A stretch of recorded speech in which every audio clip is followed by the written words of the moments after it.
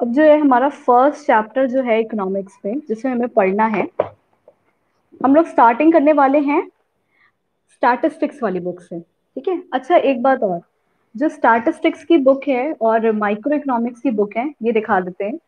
ये स्टैटिस्टिक्स की बुक है क्लास 11 के लिए, और हम लोग कौन सी बुक से पढ़ाई करने वाले हैं? संदीप गर्ग बुक से। ठीक है। तो जब आप बुक परचेज करेंगे तो आप भी कौन सी लेंगे? संदीप गर्ग की बुक लेंगे, क्योंकि इसी से हम लोग क्लास करने वाले हैं और अच्छी बुक होती है ये। इसी तरीके से माइक्रो इकोनॉमिक्स की जो सब्जेक्ट है उसकी बुक भी हमें लेनी है, कौन सी? संदीप गर्ग। याद रहेगा या लिख के बता दें? हम्म, जैसा बोलूं। याद है।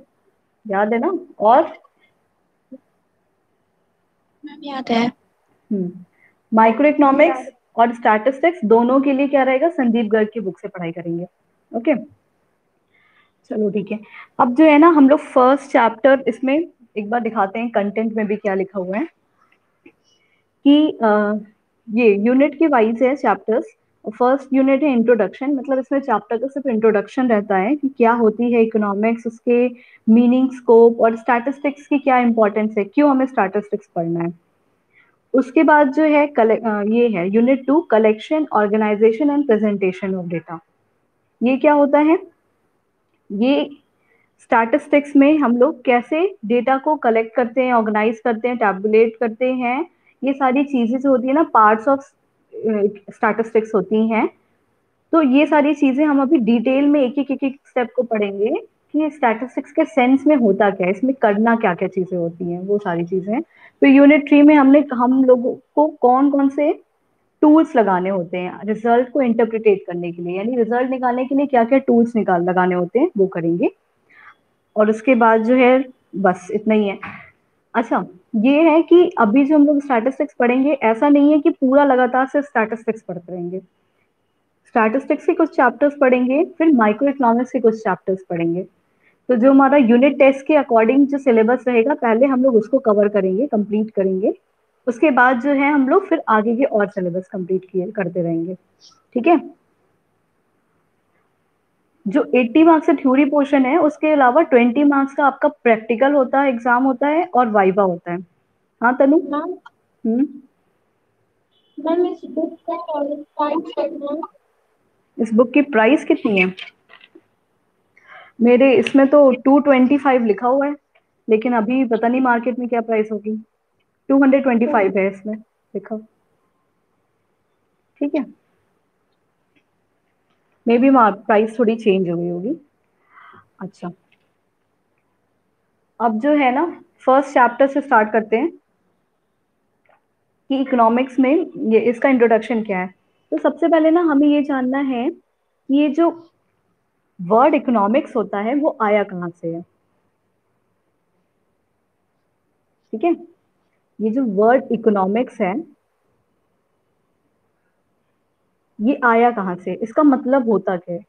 और एक बात, ये इस इकोनॉमिक्स वर्ड का जो है मीनिंग नहीं पूछने वाला है। ऐसा नहीं पूछेगा कि इकोनॉमिक्स की डेफिनेशन बताओ, इकोनॉमिक्स क्या होता है। ये सब छोटे बच्चे वाला क्वेश्चन हो गया, ये सारी चीजें अभी नहीं पूछेगी। हाँ, लेकिन हमें पता होना चाहिए कि इकोनॉमिक्स वर्ड का मतलब क्या होता है और ये वर्ड आया कहाँ से है। इसमें एमसीक्यू टाइप में, 1 नंबर के टाइप में क्वेश्चन ऐसा भी पूछ सकता है कि बताओ कि इकोनॉमिक्स वर्ड्स कौन से वर्ड से ओरिजिनेट हुआ है, या इसकी मीनिंग कैसी होती है, कैसे हम समझेंगे कि इसी वर्ड को इकोनॉमिक्स क्यों लिया गया है। तो इसके लिए क्या होता है, इकोनॉमिक्स वर्ड जो है वो ग्रीक वर्ड से मिलके बना है। दो ग्रीक वर्ड थे, ओइकोस और नेमिन। ठीक है। दो ग्रीक वर्ड थे, ओइकोस और नेमिन। ये ग्रीक वर्ड है, कौन सी वर्ड है? ग्रीक। इन वर्ड से मिलके इकोनॉमिक्स को बनाया गया है। अच्छा, अब एक ओइकोस और नेमिन का मतलब होता क्या है? ओइकोस का मतलब होता है हाउस होल्ड, और नेमिन का मतलब होता है मैनेजमेंट। ओइकोस मीन्स होता है हाउस होल्ड और नेमिन मीन्स होता है मैनेजमेंट। तो हम इसका मतलब ये डिराइव कर सकते हैं कि इकोनॉमिक्स वर्ड हाउस होल्ड और मैनेजमेंट से बना है, ठीक है।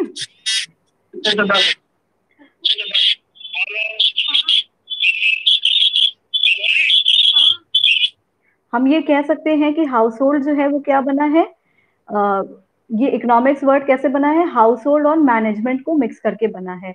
इसका मतलब ये है कि इकोनॉमिक्स को कह सकते हैं कि हाउस होल्ड का मैनेजमेंट होता है।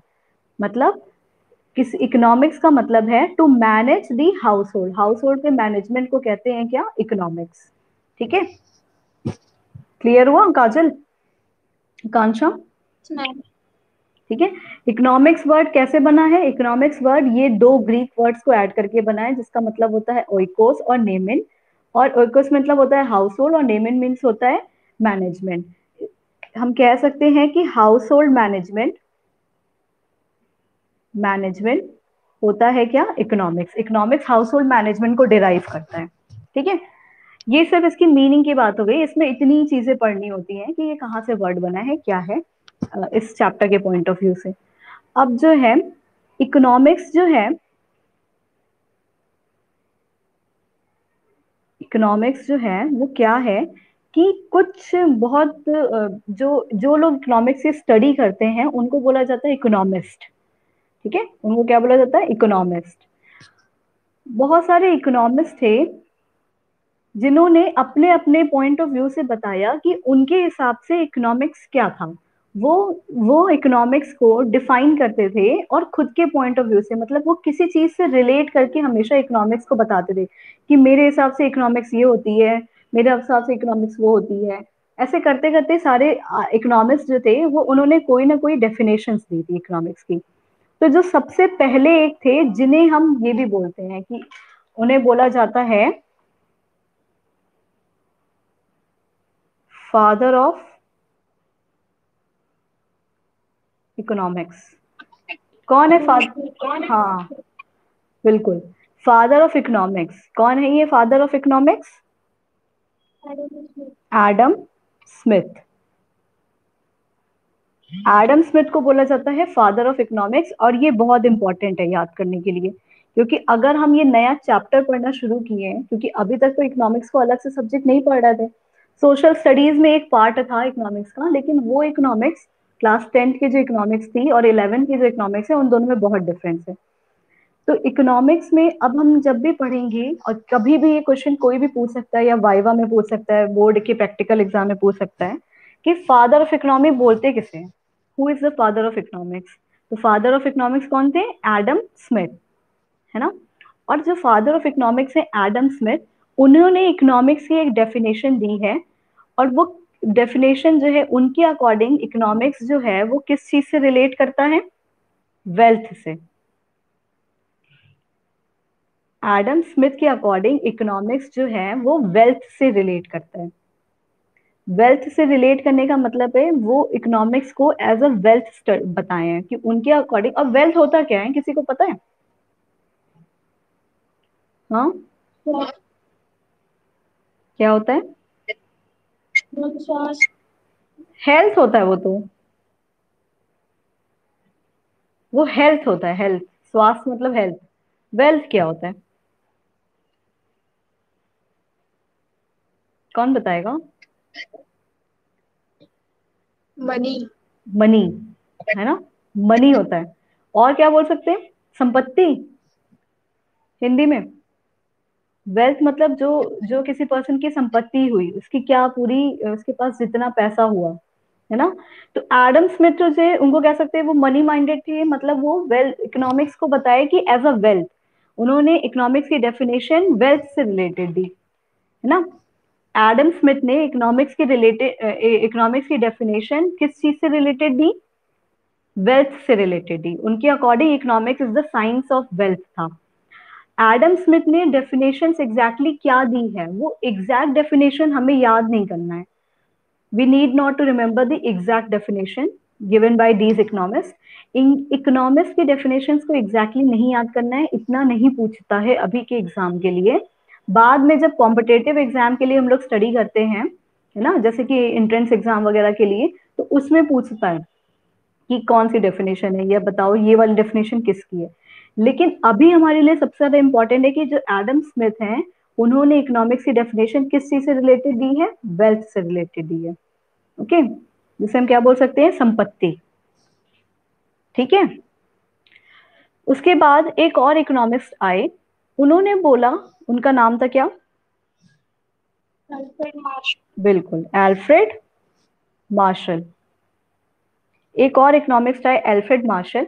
वो बोले कि आई मतलब ही doesn't agree with the Adam Smith. वो एग्री नहीं कर रहे थे, कि नहीं बोल रहे थे, नहीं मेरे अकॉर्डिंग इकोनॉमिक्स जो है वेल्थ से रिलेटेड नहीं है, ये डेफिनेशन सही नहीं है, हमें ये इकोनॉमिक्स सही नहीं लग रहा।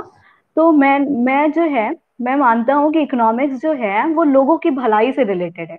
इकोनॉमिक्स का मतलब क्या होता है उनके अकॉर्डिंग? कि लोगों की भलाई करना। मतलब उन्होंने इकोनॉमिक्स को बोला कि ये लोगों की भलाई करना है। तो उन्होंने जो इकोनॉमिक्स की डेफिनेशन दी वो वेलफेयर से रिलेटेड दी। उनके अकॉर्डिंग इकोनॉमिक्स जो था वो लोगों के भलाई से रिलेटेड था। उन्होंने वेल्थ को बिल्कुल मना कर दिया कि नहीं, मेरे अकॉर्डिंग ये डेफिनेशन नहीं है, तो मैं अपनी डेफिनेशन दूंगा, और वेल्थ से रिलेटेड डेफिनेशन दिया। ठीक है। ओके। उसके बाद एक आगे जैसे जैसे टाइम बीतता गया, अलग अलग और नए नए इकोनॉमिस्ट आते गए। तो एक इकोनॉमिस्ट आए जिनका नाम था, लॉयनल रॉबिन। हाँ, लायोनल रॉबिन। इन्होंने बोला कि मेरे अकॉर्डिंग जो इकोनॉमिक है वो किस चीज से रिलेटेड है? स्कार्सिटी। हाँ, स्कैरसिटी से। और स्कैरसिटी मतलब होता क्या है? दुर्लभ। दुर्लभ। और हाँ, और इजी लैंग्वेज में क्या बोल सकते हैं? लिमिटेड। लिमिटेड या कमी होना किसी चीज की।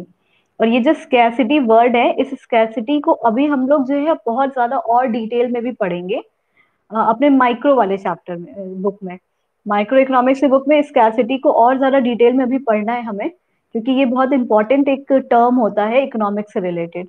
स्कैरसिटी है ना, पूरी पढ़ाई स्कैरसिटी से रिलेटेड ही होती है।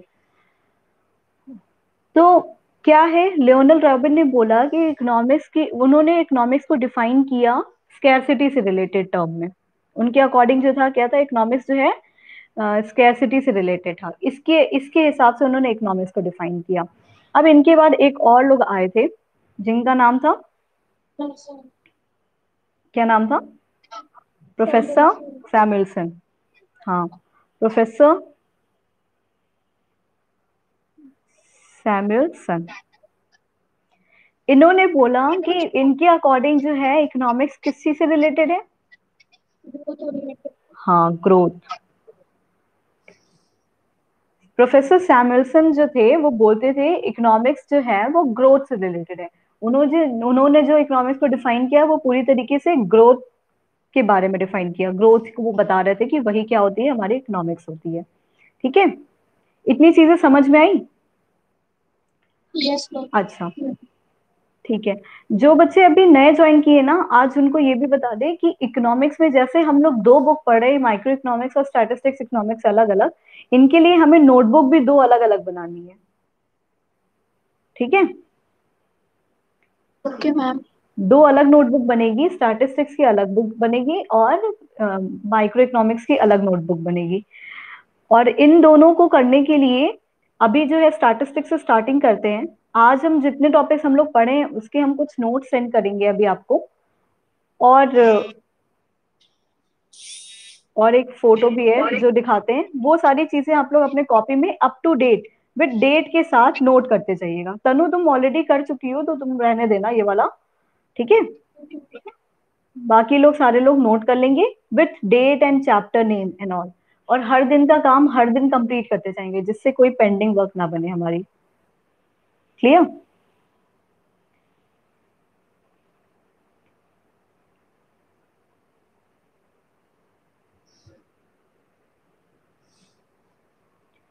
आज हम लोग ये पढ़े, सबसे पहले स्टार्टिंग क्या किए थे हम लोग ने, कि इकोनॉमिक्स जो है वो कैसे बना है, टू ग्रीक वर्ड को मिला के बना है। एक होता है ओइकोस और दूसरा होता है नेमिन। ओइकोस मीन्स होता है हाउस होल्ड और नेमिन मीन्स होता है टू मैनेज, मैनेज करना। मीन्स हाउस होल्ड के मैनेजमेंट को क्या बोलते हैं? इकोनॉमिक्स बोलते हैं। ओके, उसके बाद कुछ इकोनॉमिस्ट आए, जिन्हें फर्स्ट है कौन थे, एडम स्मिथ। एडम स्मिथ को कौन क्या बोलते हैं, ये फादर ऑफ इकोनॉमिक भी कहलाते हैं। इन्होंने इकोनॉमिक्स से रिलेटेड वेल्थ से रिलेटेड दी, डेफिनेशन वेल्थ से रिलेटेड दी। फिर एल्फ्रेड मार्शल आए, इन्होंने बोला कि इकोनॉमिक्स जो है वो किस चीज से रिलेटेड है, सोशल वेलफेयर से रिलेटेड, यानी लोगों की भलाई से रिलेटेड है। उनके बाद जो है लियोनल रॉबिन्स जो थे, उन्होंने स्कैरसिटी को डिफाइन किया एज अ, इकोनॉमिक्स को डिफाइन किया एज एन स्कैरसिटी, कि उनके अकॉर्डिंग जो इकोनॉमिक्स जो है स्कैरसिटी से रिलेटेड होता है। फिर प्रोफेसर सैमुअल्सन आए थे, उन्होंने इकोनॉमिक्स को ग्रोथ के टर्म्स में डिफाइन किया। क्लियर?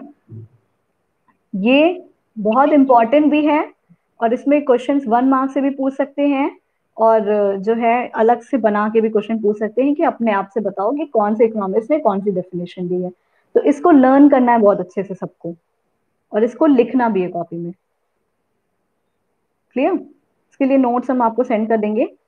और क्या करते हैं, आज की क्लास अब ओवर करते हैं, आपकी नेक्स्ट क्लास का टाइम हो गया है। ठीक है?